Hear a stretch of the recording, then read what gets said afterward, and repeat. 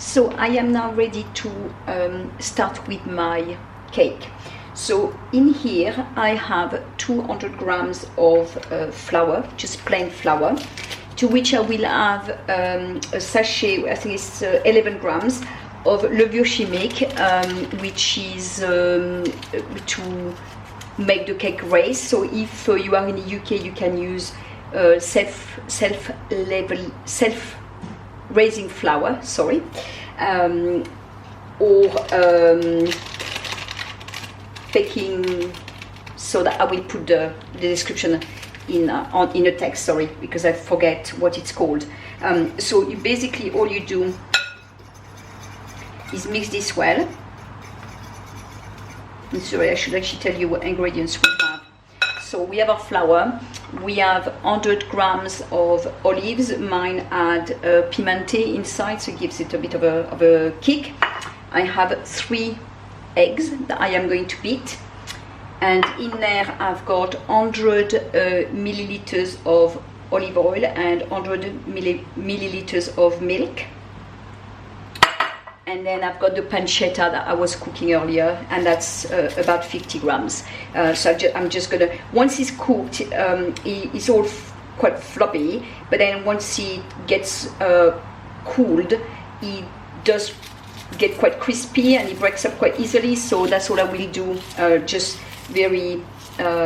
break it up so that it mixes well with my mixture, with my cake mixture. So I'm doing that now, so at least I know it is done. And then I will go and wash my hands again. So this is it. And also I will add 100 grams of Emmental. Again, you can use Comte or cheddar.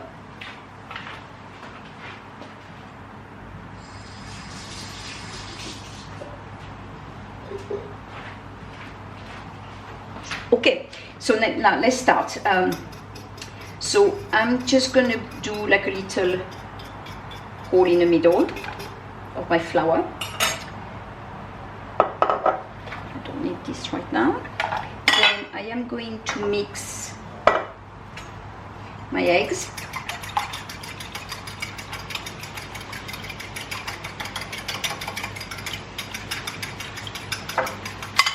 And then I add my eggs to my milk and olive oil mixture. And then I just mix this up. And then I add all of it to the middle of the flour. Then you start from the middle so you don't get lumps. Grumeaux in French, if some of you are French or understand or want to learn, indeed. So you just gently, from the middle, you gather the flour into your mixture. It takes a little bit of time, but doing it this way means that you will not have bits, which is obviously a nicer texture if you manage to do that. So it will look, sorry, I don't know if I can get the camera to pick this up better. It will look like this initially, but don't worry, it will all mix well together.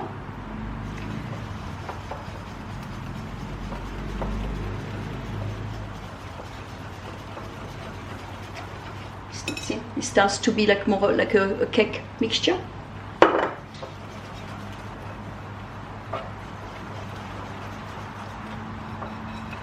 It's actually a great cake to make with children. I know my nephews used to love making those. And you can change your ingredients, the filling, I guess, to whatever you like. One nice, really tasty version of this is with feta and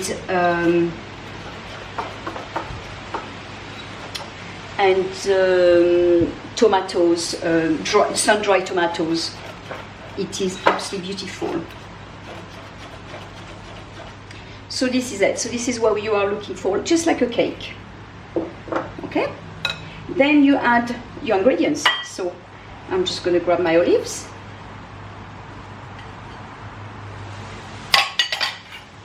And then the bacon or the pancetta. And then I will add 100 grams of Président.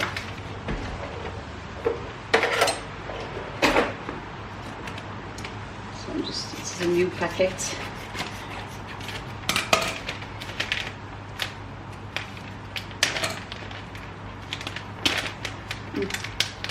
Why is it so open? Okay. Oh, actually my scale doesn't want to play ball. Maybe this is too heavy.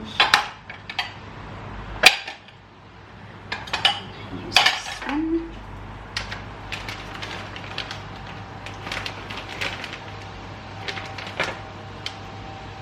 Put it back onto grams, and then I'm just going to put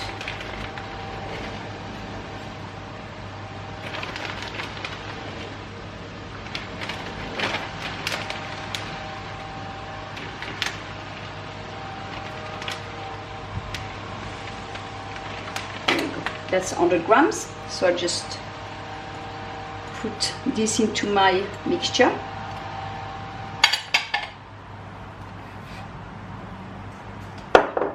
And then we just mix this well together.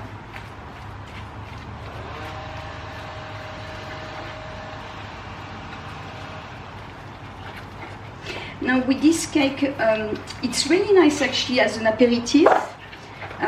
So you can make mini, if you have mini muffin dishes, and you just put the mixture in there and then just cook them in the oven for 20 minutes instead of the 45 for a big cake. It is really nice. And or even if you want to go on a picnic and you can make individual larger muffins, you can do that. Yeah, and it freezes really well, which is nice when you want to meal prep or when you know you're gonna have a busy time ahead.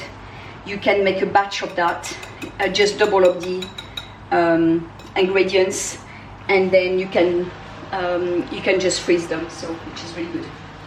I did put my oven on to preheat at 180 degrees. It's a fan oven. If you have a normal conventional oven, I think you bring it up to 200 degrees.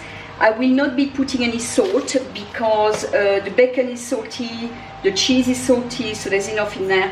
But I do like to have to add some pepper because we are big fans of pepper in our house. So this is it. Then I am going to prepare the mold and show you how I do that. Well, there's not much to it really, but I will prep it and then take you back. Thank you. This is me again. I am going to use this this dish. I think I'm running out of battery, so I will be quick. I simply layer the dish, the paper like this, and then put my dish there, so that sticks, and then I do just around to put in there, put my mixture in there, and then put it in the oven for 45 minutes, and I will take you when it's cooked. Thank you. So this is the cake now cooked. The best way to know if it's cooked is that you put a knife in there and it should come clean, so there is no mixture like texture on your knife. So I'm going to let this cool and then I will cut it off for you. Sorry, the worktop looks a little bit dirty, but it's just because I've been cooking lasagna, and I'm also making some red pepper hummus for our snack, and I'm going to be cutting some cucumber, carrots and celery to have with that. So again, during the week, if we feel like we want to have a snack, instead of reaching out for the cheese, we'll reach out for something a little bit healthier, I suppose. I will post those videos on my recipe of the vegetable lasagna as well, but it won't be in this section. But if you want to have a quick look at what it looks like. So this is my savory cake, which I am going to cook now. Don't know if I'll achieve that with holding the camera, but it's not quite cool yet. But I just wanted to show you the inside, and I know that my husband will be dying to have a test. So when it's cool, obviously it holds much, it's very hot, much better. But this is what the cake looks like. So I hope you will try this recipe and enjoy it, and let me know in the comments below what you think. I serve this with a salad, and this does us about 3 lunches depending on how hungry my husband is, because obviously we work out quite a bit as well. But yes, I hope you enjoyed this lovely savory cake. Bye.